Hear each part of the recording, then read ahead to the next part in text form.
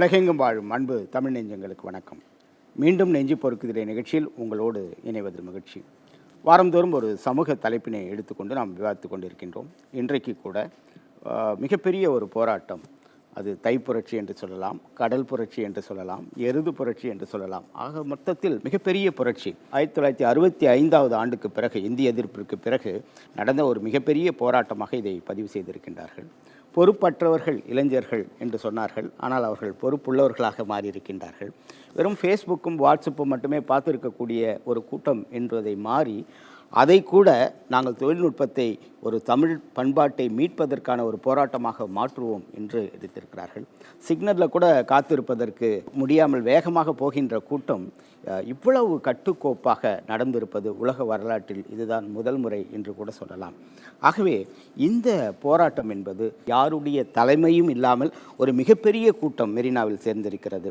ஆகவே இந்த புரட்சி, மாணவர்களுடைய எழுச்சி போராட்டம் மாற்றத்திற்கு வழிவகுத்திருக்கிறதா அல்லது ஏமாற்றத்தையே சந்தித்து இருக்கிறதா என்று நாம் விவாதிக்க இருக்கின்றோம். ஏன் ஏமாற்றத்தை சந்தித்து இருக்கிறதா என்று ஒரு கேள்வி வைக்கின்ற போது, இவ்வளவு பெரிய புரட்சி ஒரு சரியான நேரத்தில் முடிந்ததா, இல்லை இதனுடைய முடிவு ஒரு வெற்றி கொண்டாட்டமாக இருக்காமல் இப்படி நிறைய அடிகளும் கண்ணீர்களும் கலவரங்களும் ஏற்பட்டது. குறிப்பாக மீனவர்கள் அதிகமாக பாதிக்கப்பட்டிருக்கிறார்கள், பெண்கள் பாதிக்கப்பட்டிருக்கிறார்கள். எந்த ஒரு போராட்டம் என்று சொன்னால் ஒரு கட்சி ரீதியாக இருக்கும், இல்லாத ஒரு அமைப்பு சார்ந்ததாக இருக்கும், இல்லாத ஒரு கூட்டத்தினர் மட்டுமே இருப்பார்கள். ஆனால் இது ஒட்டுமொத்த தமிழகமே ஒன்றாக திரண்டு ஒரு குடும்பமாக போராடக்கூடிய ஒரு கூட்டம். 7 மணிக்கு மேலே நீ ஏன் வீட்டுக்கு வரலன்னு கேட்ட கூட்டம் 7 மணிக்கு மேலே பெண்ணை வாழ்த்தி அனுப்பி சாப்பாடை பின்னாடி எடுத்துகிட்டு போய் கொடுக்கக்கூடிய ஒரு சூழல் இருக்கிறது என்று சொன்னால் அது இந்த போராட்டத்தில் தான் இருந்திருக்கிறது. அப்படிப்பட்ட போராட்டம் ஏன் திசை மாறி போனது என்பதை குறித்து தான் நாம் இன்றைக்கு விவாதிக்க இருக்கின்றோம். இன்றைய நிகழ்ச்சிக்கு வந்திருக்கக்கூடிய சிறப்பு விருந்தினர்களை நான் உங்களுக்கு அறிமுகம் செய்து வைக்கின்றேன். பேச்சாளர் வழக்கறிஞர் திருமதி அருள்மொழி அவர்கள் நம்முடைய வந்திருக்கின்றனர். திராவிட முன்னேற்ற கழகத்தினுடைய சட்டத்துறை இணைச் செயலாளர் திரு பரந்தாமன் அவர்கள் நம்முடைய. எப்பொழுதுமே ஒரு கொள்கை மாறாமல் எந்த மாதிரியான புரட்சிக்கும் இவருடைய புத்தகங்களை படிக்கின்ற போது நமக்கு அதுக்கு விடை கிடைக்கும். புள்ளி விவரங்களை மிக அழகாக திரட்டி அதற்கான தீர்வு என்ன என்பதையும் அவருடைய புத்தகங்கள் மூலமாக பார்க்கலாம். எழுத்தாளர் திரு மார்க்ஸ் அவர்கள் நம்முடைய. டெல்லியில் ஒரு புரட்சியை ஏற்படுத்தி ஆட்சியை பிடித்த கட்சியாக இருக்கக்கூடிய ஆம் ஆத்மியினுடைய தமிழகத்தினுடைய பொறுப்பாளர் திரு வசீகரன் அவர்கள் நம்முடைய. வசீகரன் அவர்கள் ஒரு பத்திரிகையாளர் கூட. இந்த மெரினா போராட்டத்தை குறித்து ஒரு ஆவணப்படம் இருக்கிறது. அந்த ஆவணப்படத்தை பார்த்துவிட்டு நாம் விவாதத்தை தொடரலாம்.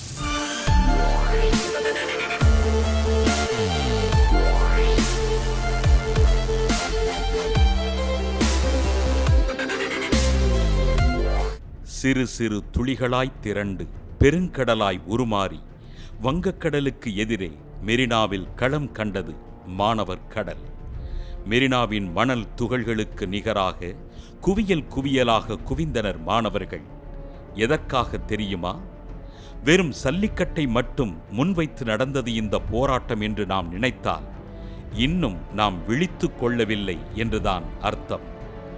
இந்த சமூகத்தின் மீது அக்கறையற்றவர்களுக்கான ஓர் எச்சரிக்கைதான் நடந்து முடிந்த மாணவர் போராட்டம்.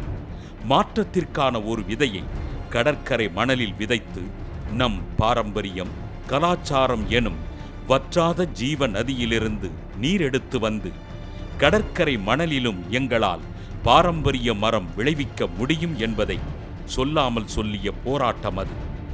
தலைமையே இல்லாத போராட்டக் களம் அமைத்த இந்த புதிய தலைமுறைகளின் போக்கு புதியதாக இருக்கிறது. பெண்ணுக்கு பாதுகாப்பு இந்த மண்தான் என்று நிரூபித்து உலக மக்களுக்கு செய்தி அனுப்பிய போராட்டம் இது. சமத்துவம் செயல் வடிவமாக விளங்கிய போராட்டம் இது. இப்படி மாற்றங்கள் பல நிகழ்த்திய இந்த போராட்டம் ஏமாற்றத்தை சந்தித்திருக்கிறதா என்ற கேள்வி நம்முள் எழத்தான் செய்கிறது. ஆனால் எதிர்காலத்தை மீட்டெடுக்கும் இவர்களின் முயற்சி மௌனமாகவே செயல்பட்டு கொண்டிருக்கிறது, நெருப்புக்குள் கனரும் கங்குகளால். ஆனால் நேரம் வரும்போது நல்லவர்களின் துணையோடு நாளைகள் மீட்டெடுக்கப்படும் என்பதை சொல்லாமல் சொல்லி முடித்திருக்கிறார்கள் போராட்டம் நடத்திய மாணவ தலைமுறை. இது வெறும் ஜல்லிக்கட்டுக்கான போராட்டம் மட்டுமே கிடையாது. ஜல்லிக்கட்டை தாண்டி நம்முடைய பண்பாட்டு பாரம்பரியத்தை மீட்க வேண்டும் என்கின்ற அந்த ஆவலும் இதில் பார்க்கும்.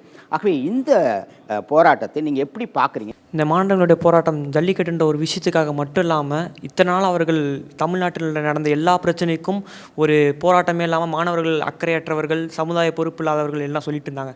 இப்போ அவர்களுக்கான ஒரு பாயிண்ட் கிடச்சிது, அதுதான் ஜல்லிக்கட்டாக இருந்துச்சு. இதுதான் இத்தனை நாள் மாணவர்களை ஏமாற்றியிருந்த எல்லாவற்றுக்கும் சேர்த்து ஜல்லிக்கட்டுன்ற ஒரு விஷயம் கிடச்சிது. அதை வச்சு அந்த போராட்டம் தொடங்கியிருக்கு. இந்த போராட்டம் உரிமைக்காக இனிமேல் தொடர்ந்துகிட்டே இருக்கும்.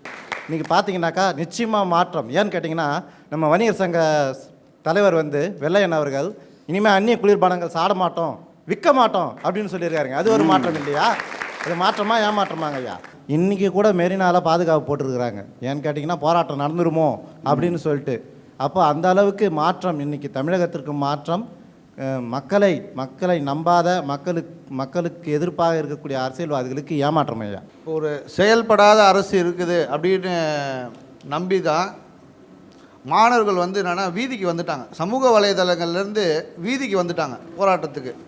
இது ஒரு மாற்றமாகவே நாங்கள் நினைக்கிறோம் சார்.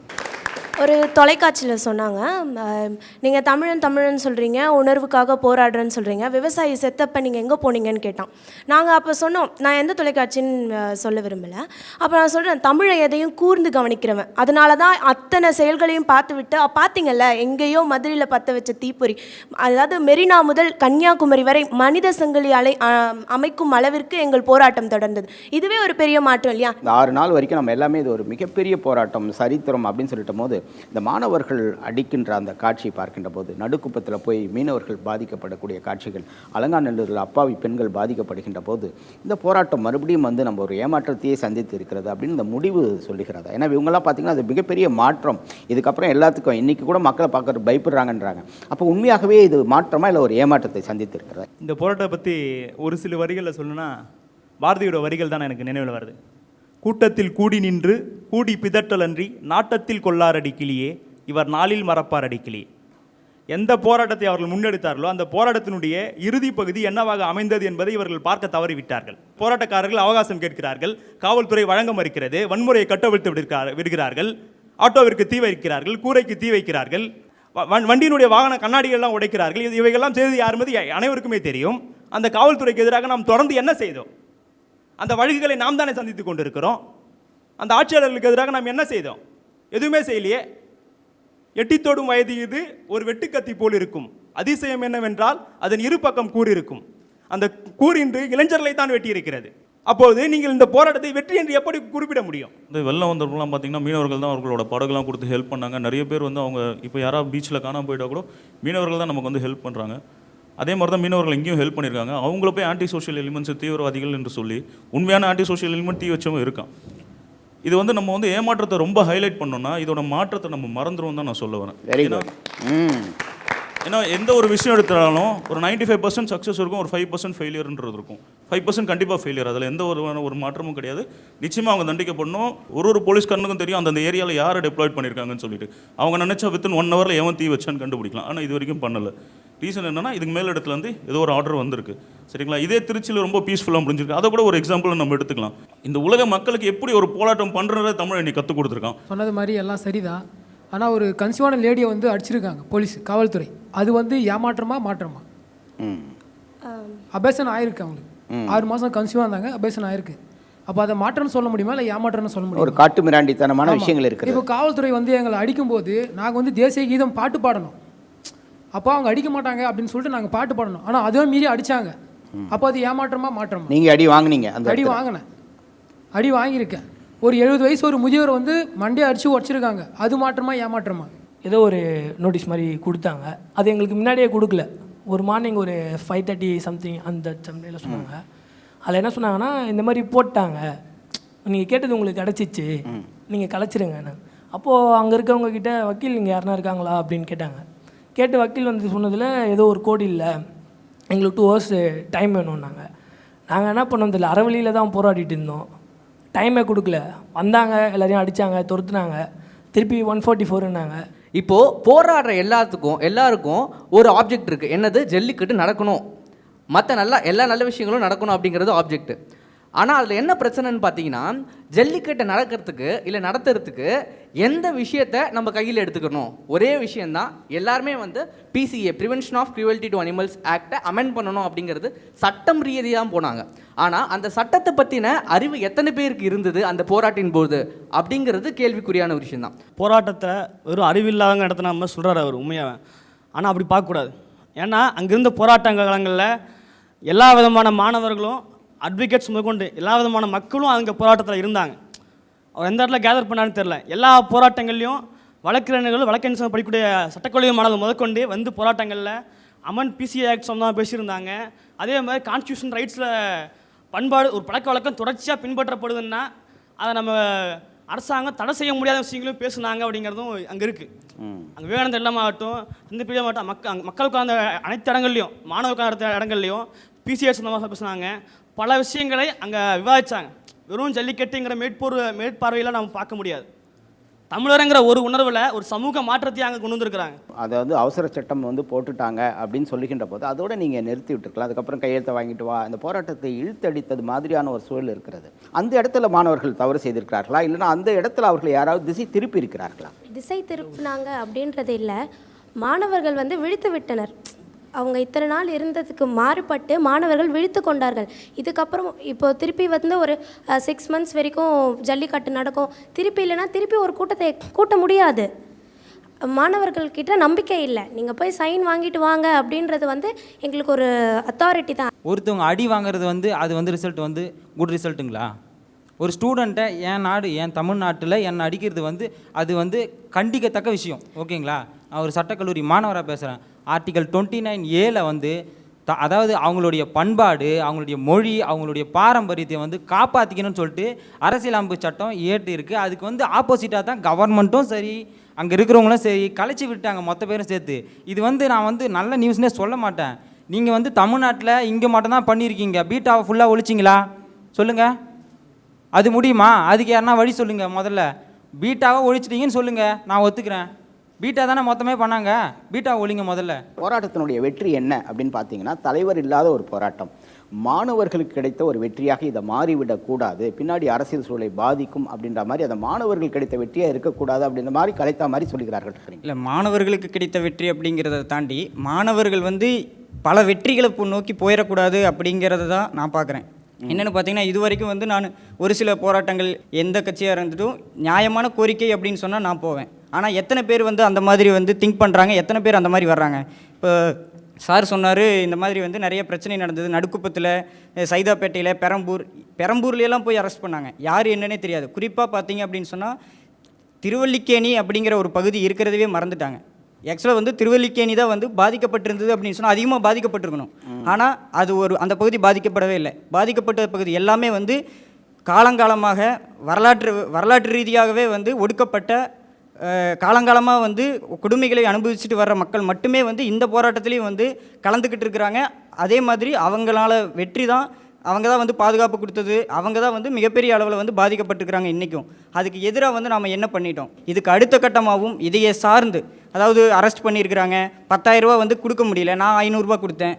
அதாவது படிப்பினை அப்படிங்கிறது என்ன அப்படின்னு சொன்னால், இது வரைக்கும் நம்ம படித்ததில்லை, இனிமேல் படிப்போம், இதிலிருந்து கற்றுக்குவோம், அப்படிங்கிறத நோக்கி பயணிப்போம் அப்படிங்கிறது என்னுடைய கருத்து. Very good. வீரம் தான் பெண்களுக்கு அழகு என்பதை இந்த போராட்டம் நிரூபித்திருக்கிறது. இன்றைக்கி வாட்ஸ்அப்பில் பார்த்தீங்க, ஃபேஸ்புக்கில் பார்த்தீங்கன்னா ஒரு பெண் வீரத்தமிழச்சின்னு போட்டு அவங்களுக்கு ஒரு தனி ஃபேன்ஸ் கிளப் வரக்கூடிய அளவுக்கு இருக்கிறது.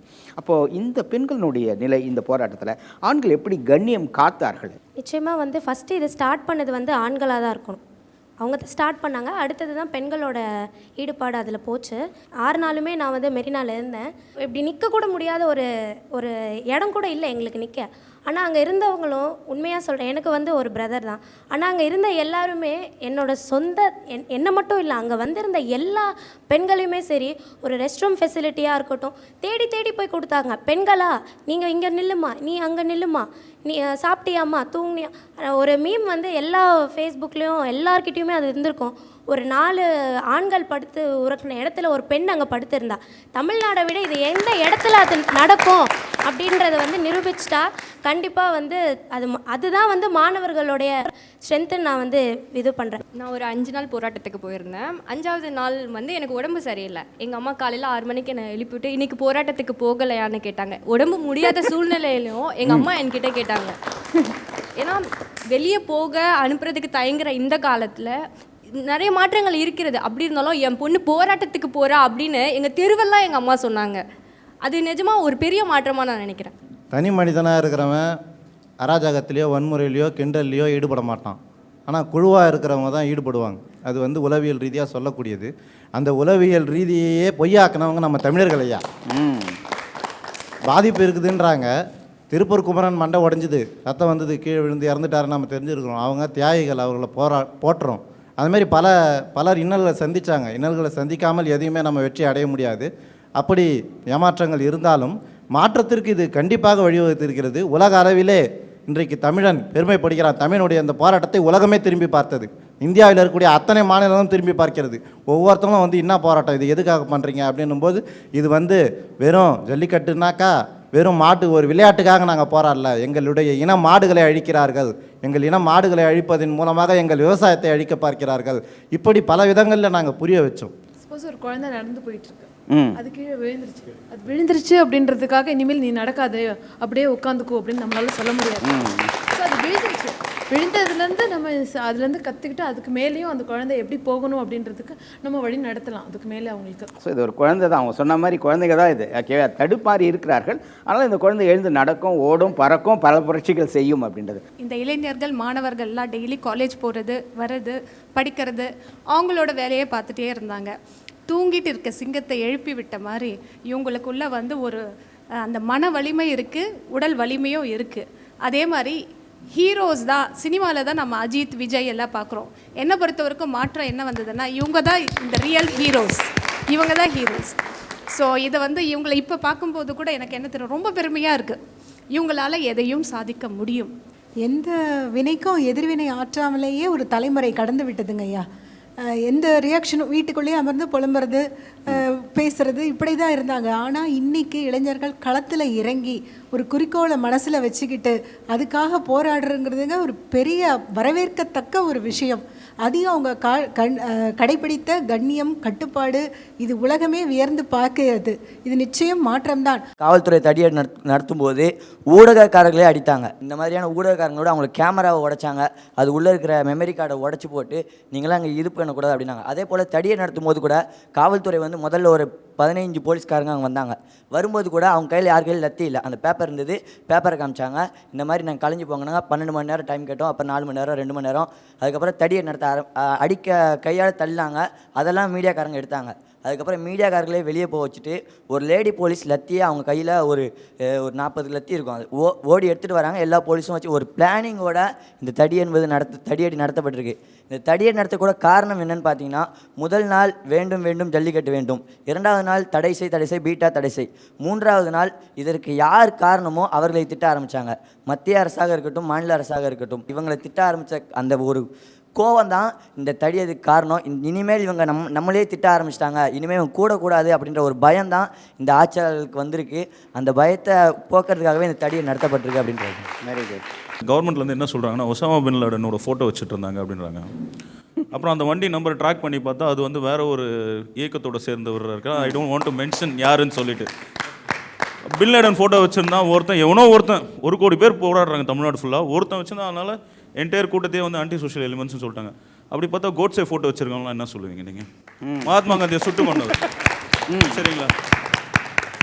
எவ்வளோ ஒருத்தன் அவனுக்கு பின் லாடன் ஹீரோவாக இருக்கலாம், அதனால் அவன் ஃபோட்டோ வச்சுட்டு போயிடுறான். சரி, அதுக்காக நீங்கள் எல்லாரையும் வந்து குற்றவாளின்னு சொல்லி அடித்தது வந்து மிகப்பெரிய தவறு.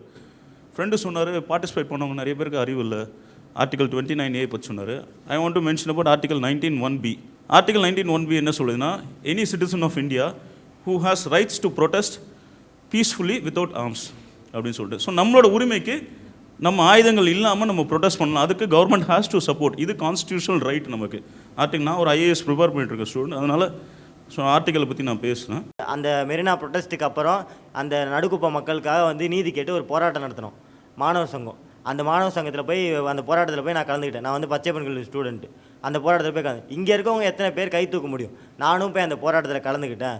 என்னை சார்ந்தவங்க போய் அந்த போராட்டத்தில் கலந்துக்கிட்டோம். அவங்களுக்காக போராடணும். திருப்பி நம்மளோட வெற்றின்றது வந்து ஒரு விஷயத்துக்காக போராடுறோம், அதை நோக்கி போகிறோம், அது கிடச்சிருச்சுன்னா அதோட வெற்றி கிடையாது. அதுக்கப்புறம் அதிலேருந்து வரக்கூடிய பாதகங்களை சமாளித்து அதில் யார் யாரெல்லாம் பாதிக்கப்பட்டிருக்காங்களோ அவங்க அரவணைச்சி கொண்டு போகிறது தான் முழுமையான வெற்றியாக இருக்கும் அப்படின்றத நாங்கள் சொல்கிற கருத்து. திரு வசீகரன் அவர்கள், நீங்களும் போராட்ட களத்தில் நிறைய விஷயங்கள் பண்ணியிருக்கீங்க. இந்த மெரினா போராட்டம் உங்களை பொறுத்த வரைக்கும் மாற்றத்திற்கு வழிவகுத்திருக்கிறதா இல்லைன்னா ஏமாற்றத்தை சந்தித்திருக்கிறதா? அந்த போராட்டத்தில் நானும் உள்ளே இருந்தவன். பார்த்த ஒரு முக்கியமான விஷயம் எந்த மாதிரி அது ஒரு முடிவை தந்திருக்கிறது என்று சொன்னால், வேண்டும் வேண்டும் வேண்டும் வேண்டும் அப்படின்ற ஒரு ஸ்லோகன் ஒன்று அங்கே முக்கியமாக உச்சரிக்கப்பட்டது. அது மிகப்பெரிய எழுச்சியை ஏற்படுத்தியது. வேண்டும் வேண்டும், எங்களுக்கு ஜல்லிக்கட்டு வேண்டும், அதாவது உரிமைகள் எல்லாம் வேண்டும் வேண்டும் கேட்குற இடம் வந்து பார்க்கணும். இன்னைக்கு வேண்டாம் வேண்டாம், இன்னார் வேண்டாம் என்று சொல்லக்கூடிய அளவுக்கு அந்த எழுச்சி ஏற்பட்டிருக்கிறது என்பதை நான் பார்க்குறேன். அதாவது இதே ஒரு மிகப்பெரிய வெற்றியாக பார்க்குறேன். ஏன்னா எதையும் கேட்க மாட்டார்கள் தமிழர்கள். இளைஞர்களாக இருக்கட்டும், எதையும் கேட்க மாட்டாங்க. லஞ்சம் வாங்கினா கேட்க மாட்டாங்க, ஊழல் செஞ்சால் கேட்க மாட்டாங்க, ஒரு ஆக்சிடெண்ட் அது கிடந்தால் கேட்க மாட்டாங்க. இப்படியெல்லாம் இருந்த இளைஞர்கள் இன்னைக்கு தட்டி கேட்க வேண்டும், நம்ம உரிமைகளை கேட்க வேண்டும் அப்படின்னு இன்னைக்கு புறப்பட்டுருக்காங்க. அப்படின்னு சொன்னால் இது பாதகங்கள் இருக்குது, அது இல்லைன்னு நான் சொல்ல மறுக்கலை. ஆனால் இது ஒரு பெரிய முன்னோட்டமாக நம்முடைய அடுத்த ஜென்ரேஷனுக்கு ஒரு நல்ல ஒரு எதிர்பார்ப்பை கொடுத்திருக்கிறது. ஒன்று, தமிழக அரசு நடந்து கொண்ட விதம் மிகவும் தவறானது, கண்டிக்கத்தக்கது, அதாவது காட்டுமிராண்டித்தனமானது. இதுக்கு வந்து யாருமே அவங்க சொன்ன மாதிரி அடுத்த கட்ட போராட்டங்களை எடுத்துகிட்டு போகல. அவங்க அதுக்கும் நாங்கள் வந்து என்னன்னு கேட்டால் அது எப்படி என்ன காரணம்னு சொன்னால், அவங்கள்ட்ட வந்து அந்த எப்படி அந்த முதல்ல போராட்டம் ஒரு 10 பேர் 100 பேர் இப்படி அசம்பிள் ஆகி அப்படியே உருவானாங்களோ அதே மாதிரியே இன்னும் திரும்பவும் அவங்களுக்கே இன்னொரு அதுக்கு கஷ்டங்கள் இருக்குது. அதே மாதிரி நம்மளால் ஒன்றும் பண்ணிட முடியுமா? ஏன்னா ஒரு அரசு நினச்சா, அரசு தான் அனுமதிச்சது. முதல் நாளே தடியடி நடத்த முயற்சி செய்தார்கள். முதல் நாளே எல்லாமே அவங்க போலீஸ்காரங்கள்லாம் முயற்சி பண்ணாங்க. தன்னெழுச்சியாக வந்துருச்சு. இது மக்களுக்கான போராட்டமாக தெரியுது. அதனால தான் பெற்றோர்கள்லாம் வந்து சும்மா ஒன்று அனுப்பலை. இவர்கள் வந்து ஒரு நல்ல போராட்டத்துக்காக, நாட்டுக்காக போராடுறாங்க அப்படிங்கிற ஒரு எதிர்பார்ப்பு இருந்த காரணத்தால் தான் அது ஏறிச்சு. அதனால் இதை வந்து நல்லபடியாக இனிமே இது வந்து, ஆனால் இந்த இன்னைக்கு பார்க்குறவர்கள் மற்றவர்கள் இதை கையகப்படுத்த தான் பார்த்தாங்க. இந்த மாணவர்கள் போராட்டத்தை ஒரு அமைப்பு கையெடுக்க பார்க்குது, ஒரு அரசியல்வாதிகள் கையெடுக்க பார்க்குறாங்க.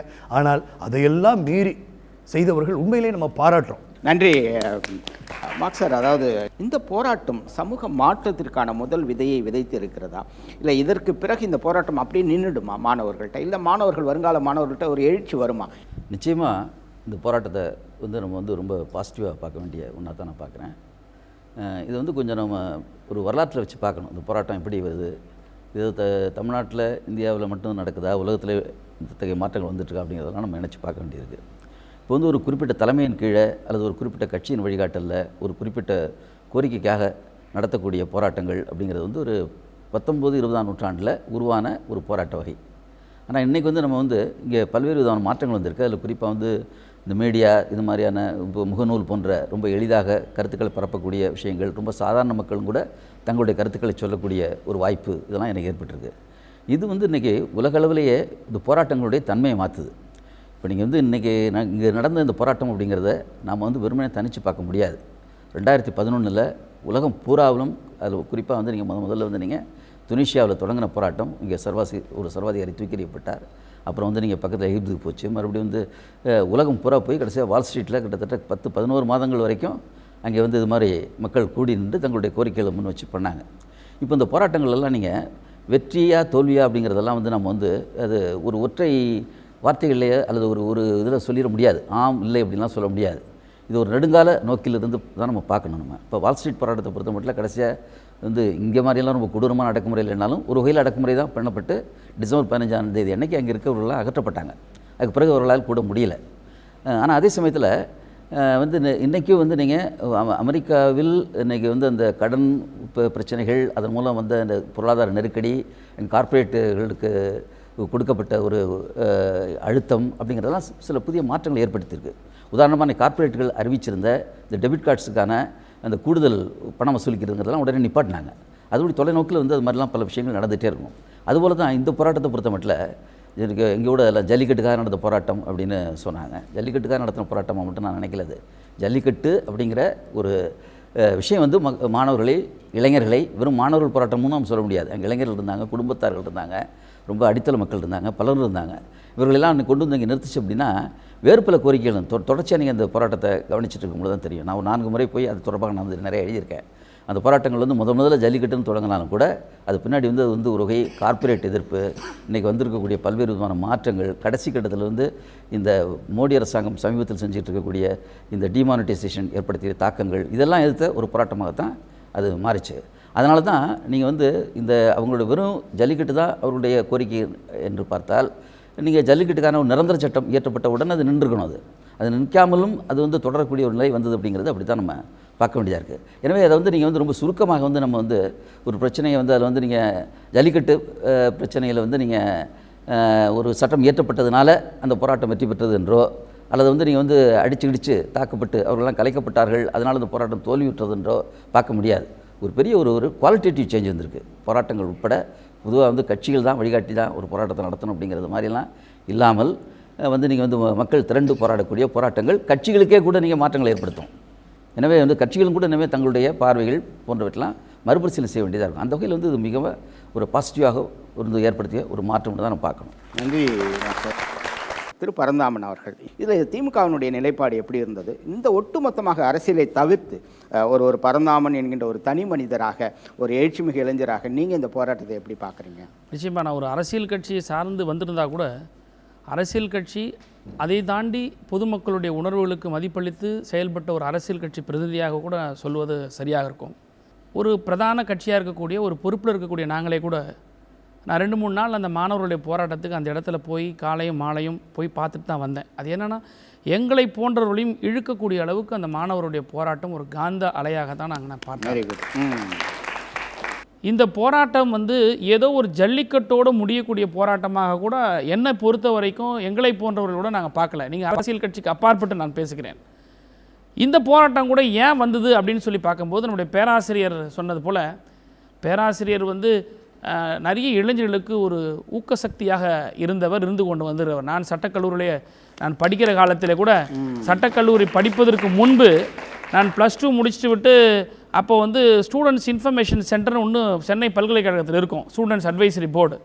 அப்போ சுசிலா மாரியப்பன் அப்போ டைரக்டராக இருந்தாங்க. அந்த காலகட்டத்திலோட நாங்களாம் வந்து ஐயாவை பார்த்து சந்தித்து என்ன படிக்கலாம் அப்படின்னு. ஏன்னா நான் ஒரு குடும்பத்தில் வந்து ஒரு கிராஜுவேஷனே இல்லாத குடும்பத்தில் வந்திருக்கோம்.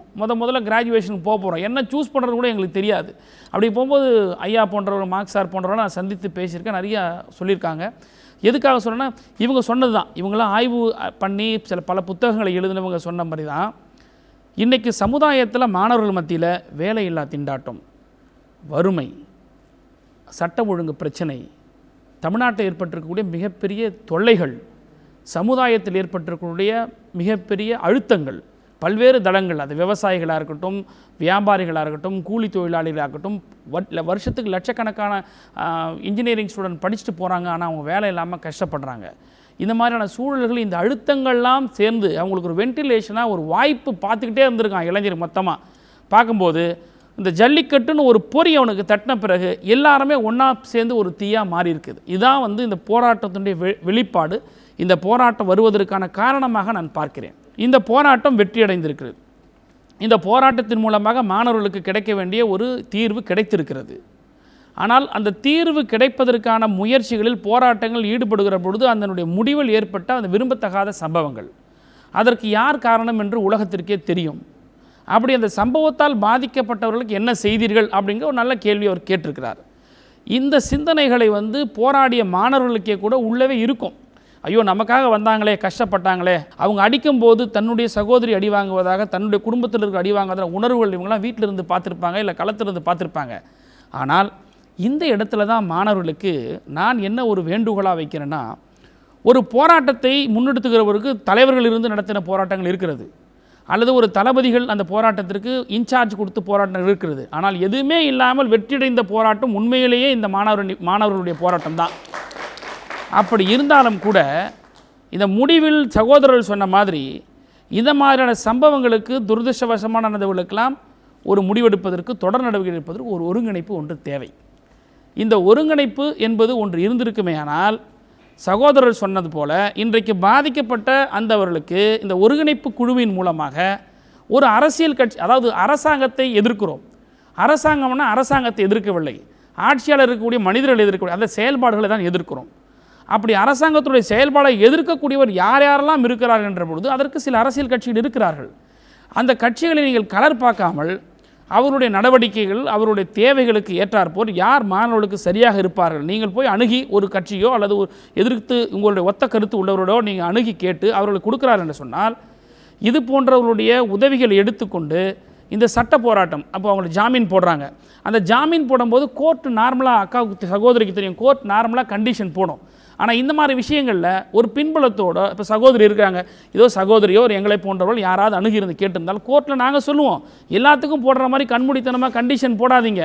இட் இஸ் நாட் அதாவது ஒரு திட்டமிட்டு தவறு செஞ்சு அதனால் வரக்கூடிய ஒரு பொருள் இழப்பு கிடையாது. அரசாங்க சொத்துக்களை எண்ணத்தோடு சேதனப்படுத்த யாருன்றாங்களுக்கு எல்லாமே ஒரு இன்வெஸ்டிகேஷன் இருக்குது. அதனால் நீங்கள் கண்டிஷன் போடக்கூடாது, பணம் போடக்கூடாது, அவங்கள கண்டிஷன் போட்டு பணம் கட்டக்கூடாது அப்படின்னு சொல்லக்கூடியதற்கும், கட்டணம் இல்லாமல் இவர்களுக்கு வழக்குகளை நடத்துவதற்கும், அதே சமயத்தில் ஒரு ஒருங்கிணைப்பு, ஒரு அரசியல் கட்சிகளுடைய அந்த ஒரு பாதுகாப்பு, அவர்களுக்கு ஒரு ஆதரவு இருக்குமே சொன்னால் இந்த வழக்குகளை சந்திக்கிறது கூட இந்த மாணவர்களுக்கு ஒரு பலமாகத்தான் இருக்கும். இன்னொன்று சொல்லி முடிக்கணும்னு நினைக்கிறேன்.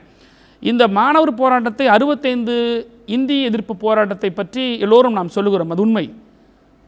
அதாவது மாணவர்களுக்கு அரசியலில் பங்கு வேண்டுமா வேண்டாமா, மாணவர் அரசியலில் பங்கெடுக்கலாமா வேண்டாமா, அறிஞர் அண்ணாவுடைய வார்த்தைகள் தான். மாணவர்கள் அரசியலை உற்று பார்க்க வேண்டும், அரசியலை கவனிக்க வேண்டும். பங்களிப்பது என்பது அவர்களுடைய கல்வி பொருளாதாரத்தை பலப்படுத்தி கொண்டு அல்லது ஒரு கல்வி நிலை அடைந்த பிறகு அவர்கள் பங்கெடுக்க வேண்டும் என்று சொல்ல, அரசியல் வேண்டாம்னு யாருமே சொல்ல முடியாது. அந்த நோக்கத்தில் பார்க்கும்போது பார்த்தா இந்த 65 போராட்டத்தை பார்க்கிற பொழுது ஒரு அரசியல் கட்சி, வெளிப்படையாக சொல்ல திராவிட முன்னேற்ற கழகம் மிகப்பெரிய ஒரு போராட்டத்தை முன்னெடுத்து சென்ற ஒரு கட்சி.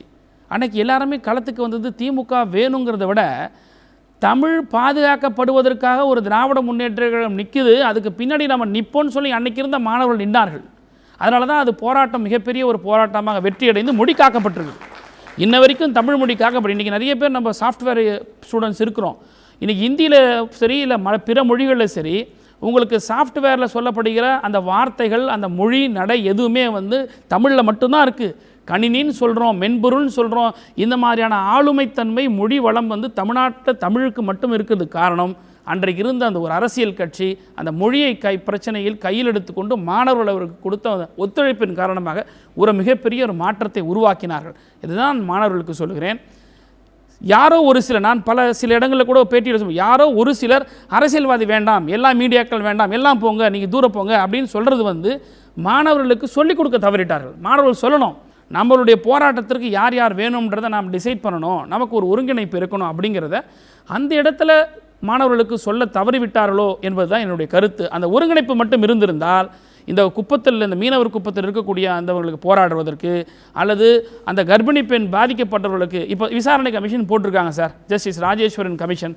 இந்த கமிஷன் முன்னாடி யார் போய் கொடுக்குறது, என்ன டிப்போசிஷன் கொடுப்பாங்க? இப்போ இந்த மாணவர்கள்லாம் போராட்டம் பண்ணாங்களே, இதை ஒருங்கிணைச்சு கொண்டு போய் இந்த மாணவர்கள் பல பேர் கண் எதிர்க்க பார்த்துருப்பாங்க, எவிடன்ஸ் இருக்குது அவங்க கையில். அந்த எவிடன்ஸ் எல்லாம் கலெக்ட் பண்ணி கொண்டு போய் கொடுக்க போகிறது யார்? தமிழ்நாட்டில் இருக்கக்கூடிய பிரதான எதிர்க்கட்சியாக இருக்கிறது தான் கண்டிப்பாக செய்ய போகுது. மற்ற அரசியல் கட்சிகள் செய்ய போகிறாங்க, சில மாணவர்கள் அமைப்பு செய்யலாம். ஆனால் அங்கொன்றும் இங்கொன்றுமாக இருக்குவதை காட்டிலும் இது ஒரு ஒருங்கிணைப்பு இல்லாத ஒரு சூழல் ஏற்பட்டதுனால தான் இன்னும் கொஞ்சம் ஃபோர்ஸாக ஆஃப்டர் இந்த போருக்கு பிறகு வரக்கூடிய அடியை இன்னும் கொஞ்சம் வேகமாக அடிப்பதற்கும் அடுத்த போராட்டத்திற்கு தளம் அமைப்பதற்கும் இது ஒரு வழிவகுப்பமாக இருக்குமே தான்றதான் என்னுடைய கருத்து. நன்றி அருள்மொழி மேடம். அதாவது ஒட்டுமொத்தமாக மாணவர்கள் உங்கள் காலகட்டத்துக்கும் இப்போ இருக்க காலகட்டத்துக்கும் இந்த போராட்டத்தை எப்படி பார்க்குறீர்கள்? அரசியல் என்பது ஒரு நாட்டினுடைய அடிப்படை கொள்கை. நம்ம நாடு ஜனாதிபதி ஆட்சியில் இருக்கணுமா, டெமோக்ரஸி ஜனநாயகமாக இருக்கணுமா, மக்களாட்சியா, குடியரசுன்றோம், அப்புறம் பொது உடைமை ஆட்சியாக இருக்கலாம், இல்லை முதலாளித்துவ நாடாக இருக்கலாம். இதெல்லாம் தான் அரசியல். இப்போ இந்த போராட்டத்துக்குள்ளே வந்த இளைஞர்கள் மாட்டுக்கொம்பை பிடிச்சிக்கிட்டு விளையாடதாக வந்திருப்பாங்க. ஆனால் அவங்க எடுத்திருக்கிற அடுத்த நிலைப்பாடுங்கிறது பன்னாட்டு அரசியலை தொற்றுருக்கு இல்லையா? இது மாற்றம். இப்போ இதில் பெரிய ஒரு விளைவு நம்ம வந்து ரெண்டையும் பார்க்கணும், விளைவுகளையும் பார்க்கணும், படிப்பினைகளையும் பெறணும். அந்த விளைவுகளை பார்க்கும்போது ரொம்ப நமக்கு மகிழ்ச்சியானது ஒன்று என்னென்னா, நீங்கள் இதுக்கு பிறகு அந்த ஏறு தழுவுதல் நடந்ததை பார்த்துருப்பீங்க தொலைக்காட்சியில். இதில் வந்து குறிப்பாக ஒரு ஊரில் வந்து ஒரு மாடு என்ன பண்ணுச்சுன்னா, போயிட்டு திரும்பி வந்து இந்த நின்று விளையாடுறது அப்படின்னு அந்த சொல்லாடலை நம்ம நிறைய கேட்குறோம். ஆனால் அந்த நின்று விளையாடுறதுன்னா என்ன அப்படின்னு அந்த மாடு வந்து நமக்கு நடத்தி காமிச்சுது. அது எப்படி நமக்கு ஒன்றும் இல்லை, அது ஒரு இயற்கைக்கும் நமக்குமான உறவு தானே அது. அந்த மகிழ்ச்சி எப்படி நமக்கு இருந்ததோ அது மாதிரி உலகம் முழுக்க தமிழ் குரல் எங்கெல்லாம் இருக்கோ அதெல்லாம் நம்ம பார்த்துட்டோம், கேட்டுட்டோம். அந்த நாட்டில் போராட்டம், இந்த நாட்டில் போராட்டம். இந்த தமிழ் சமூகம் என்பது ஒரு இனமாக உலகத்தில் எங்கெல்லாம் வாழுதுங்கிறத ஒரு ஒற்றை புள்ளியில் நம்ம வந்து பார்த்தோம். இந்த ஆண் பெண் கலந்து தங்குனது இருந்ததை பற்றி சொல்கிறாங்க பாருங்கள். அதை சில பேர் கேவலப்படுத்தினாங்க, ஏன்னா அவங்க பண்பாட்டில் அது இல்லை. நான் வந்து சிறு குழந்தை பருவத்தில் இருந்து நான் பெரியார் குடும்பம், திராவிடர் கழக குடும்பம். பெரியார் குடும்பம்னா ரத்த குடும்பமாக இருக்கணும்னு அவசியம் இல்லை, கொள்கை குடும்பங்கள். நாங்கள் வந்து திராவிடர் கழக மாநாடுகள் நடக்கும்போது 3 நாள் மாநாடு நடக்கும். எல்லோரும் குடும்பத்தோடு போயிடுவோம், சாப்பாடு கட்டிக்கிட்டு போயிருப்போம். 3 நாளைக்கு வேண்டிய புளிசோரெலாம் எடுத்துகிட்டு போவோம். அப்போ போய் இப்போ தங்கி இருக்கும்போது எங்கேயாவது ஒரு இடம் இருக்கும் தங்குறதுக்கு, யார் கட்சிக்காரங்க வீட்டில் தான் தங்குவோம். அப்படி இயக்கத்துக்காரர்களோடு குடும்பமாக இருப்போம். அந்த இடத்துல பார்த்திங்கன்னா இரவு அங்கே போகிறதுக்கு ரொம்ப நேரம் ஆகும். எப்படி போயிட்டு திருப்பி காலையில் வர்றது? அதனால் எல்லோரும் பெட்ஷீட்லாம் எடுத்துகிட்டு போயிருப்போம் விரித்து உட்கார்றதுக்கு. அதையே விரித்து அந்த மாநாட்டு பந்தலில் பார்த்திங்கன்னா அங்கங்கே குடும்பமாக படுத்திருப்போம். எனக்கு வந்து அந்த பண்பாடு எங்கேருந்து வந்ததுன்னா அது பெரியாருடைய பண்பாடு. ஏன்னா ஆண் பெண்ணுங்கிறவங்க ஆரோக்கியமாக வாழ கற்றுக்கொள்ளணும். அந்த பண்பாட்டினுடைய விரிவாக நான் மெரினா கடற்கரையை பார்த்தேன். அதை ஒரு மாநாட்டு பந்தலில் பார்த்ததை ஒரு பெரிய கடற்கரையில் அதை பார்க்கும்போது ஏற்படுற மகிழ்ச்சி. புரிஞ்சிக்க வேண்டியது ஒன்று தான், படிப்பினை அப்படிங்கிறது நீங்கள் இதில் கலந்து கொண்ட மாணவர்களுக்கு அரசியல் தெரிந்து கொள்ள ஒரு வாய்ப்புன்னு நான் பார்க்குறேன். ஏன்னா இந்த போராட்டம் அரசாங்கத்தின் ஆதரவோடு நடந்த போராட்டம். அதை வந்து இல்லைன்னு நினைக்கக்கூடாது. ஏன்னா எப்போ ஸ்கூல் குழந்தைங்க, பள்ளிக்கூட மாணவர்கள் யூனிஃபார்ம் போட்டுக்கிட்டு கூட்டமாக வர்றாங்கன்னா, அந்த பள்ளி நிர்வாகங்கள் அவங்கள அனுமதிக்குதுன்னா அரசாங்கத்தினுடைய அனுமதி இருந்தால் தான் அது வருவாங்க. ஆனால் அரசு வந்து அதை எதுக்காக கிண்டி விட்டுது, ஏன் அனுமதிச்சாங்க அப்படின்னு பார்த்தா அவங்களுக்கு நேரடியாக சட்டத்தை கொண்டு வர்றதுக்கு ஒரு அச்சம். அதனால் இந்த போராட்டம் வளர்கிற வரைக்கும் அவங்க விடுவாங்க.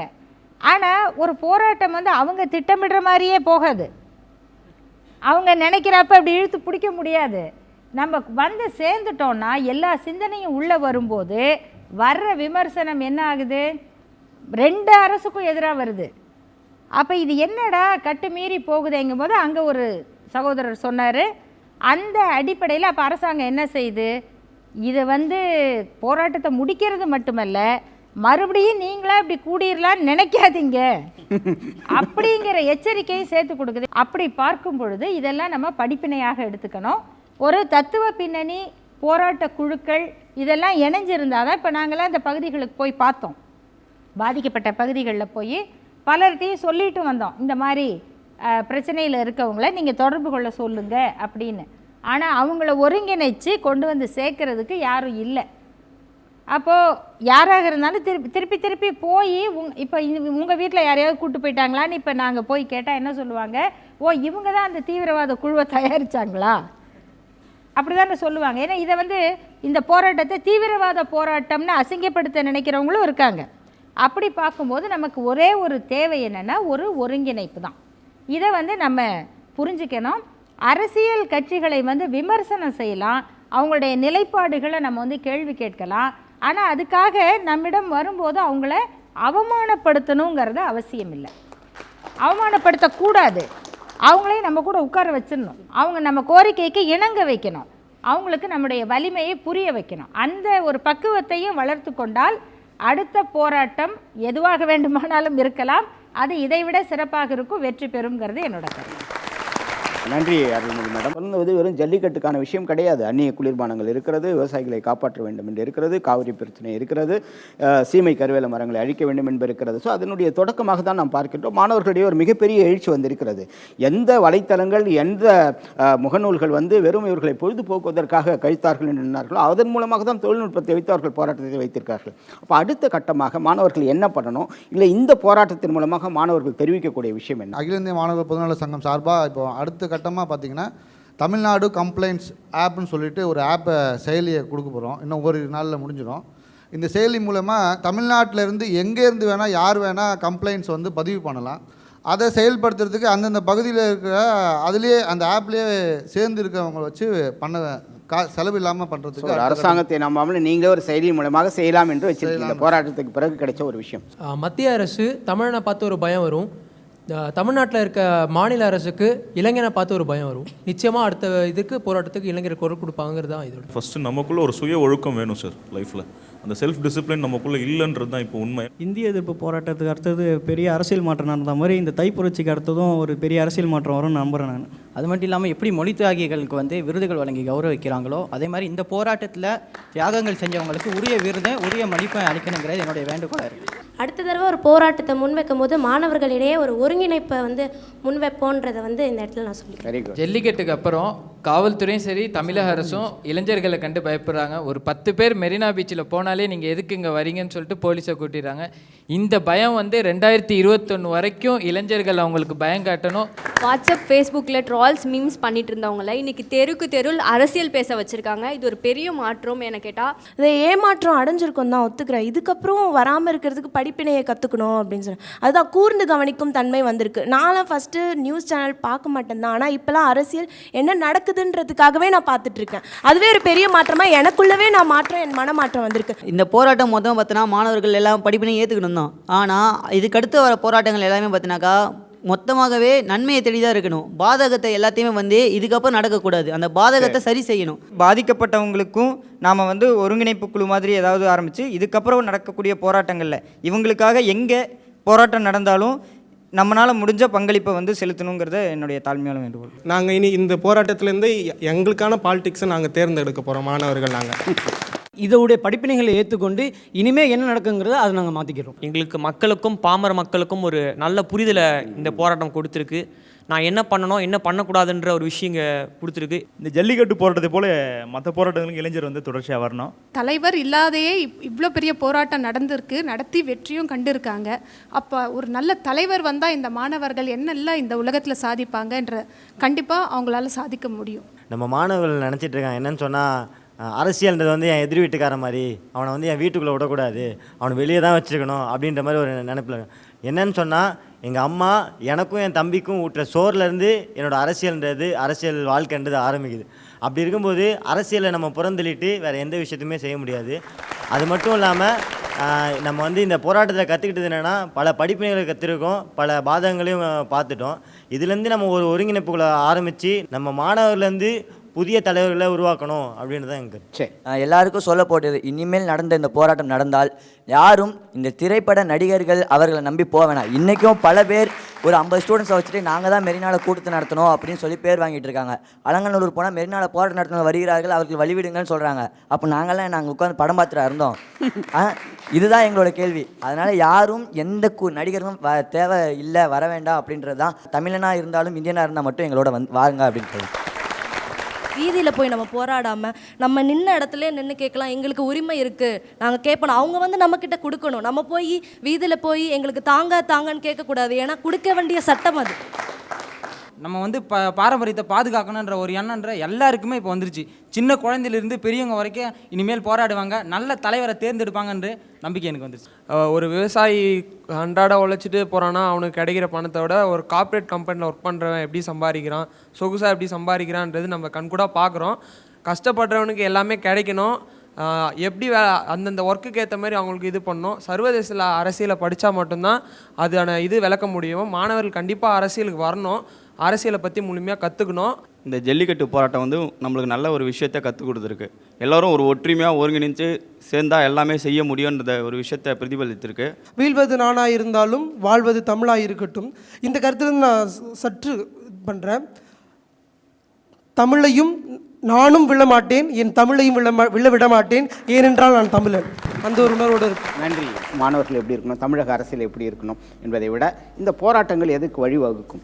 இப்போ தான் ஆரம்பிச்சிருக்கிறீங்க. ஒரு பெரிய போராட்டத்தின் மூலமாக இன்றைக்கி நீங்கள் ஆரம்பிச்சிருக்கிறீங்க. இன்றைக்கி அது ஒரு விஷயங்களை தட்டி கேட்டிருக்கிறீங்க. எங்களுக்கு இந்த உரிமை வேணும்னு கேட்டிருக்கிறீங்க. இது அந்த போராட்டத்தோடு நின்றக்கூடாது.